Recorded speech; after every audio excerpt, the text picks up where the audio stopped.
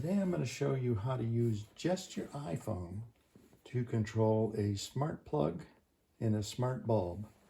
This does not require an Apple Home app or with Apple TV or a HomePod to act as a hub. This is done using shortcuts here. I've just got 4 simple little shortcuts here for on and off of the plug and the bulb. And some smart home devices, like in this case I've got Tapo, but there's several others that can be directly supported by Apple shortcuts. So let's see how this works. I'm just going to say these commands. These could be time commands too. Hey Siri, Tapo plug on. That's done. So the plug switch is on. That's just the name of the shortcut there. You could name these anything.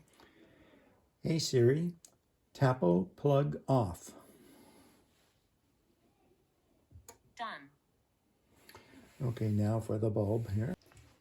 Hey Siri, Tapo bulb on. Done. Hey Siri, Tapo bulb off. Okay.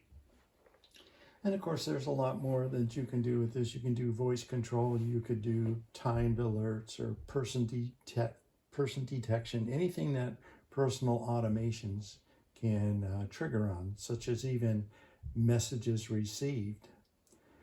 But what it can't do, and that's available in Apple Home, is using sensors like motion or door.